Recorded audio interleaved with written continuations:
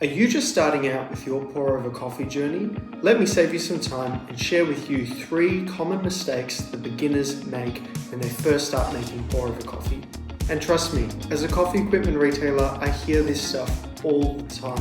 So if you enjoyed this video and you found this stuff to be useful, please give us a thumbs up and make sure you subscribe to see more content like this.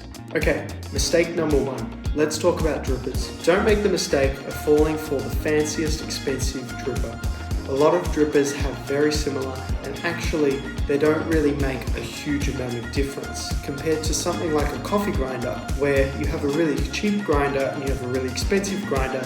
Different story when it comes to coffee drippers. An inexpensive dripper as well as a really expensive dripper might only have very small margin of differences.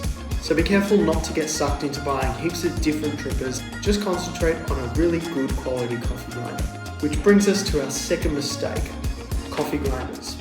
While entry-level, cheaper coffee grinders are quite common for beginner brewers, they actually have really uneven coffee grounds. And what I mean by this is when you've got a grinder that produces a spectrum of coffee grounds, small and large particles, you're going to have the smaller particles extract a lot quicker than the larger particles. And this results in a really uneven tasting cup of coffee. So you want to get a good high quality coffee grinder that has a better grind size distribution and is able to give you a much more cleaner tasting cup of coffee.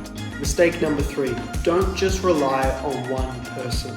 Listen to a spectrum of different people who all have different experiences when it comes to brewing coffee.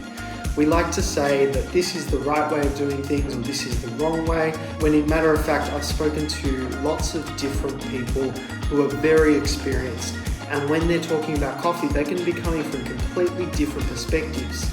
And actually it's just perspective. Neither one of them are correct, but they offer 2 different types of mindsets and they prefer different tasting cups of coffee. So listening to a spectrum of people can give you a broader view, and actually you might stumble on something that you prefer more and it might not be something that you would have expected. Besides, trying different things and experimenting is half of the fun when it comes to coffee. So there you have it, 3 rookie mistakes that you can now avoid. If you enjoyed this video, definitely check out this other video where we talk about 5 ways that you can save money on your coffee gear.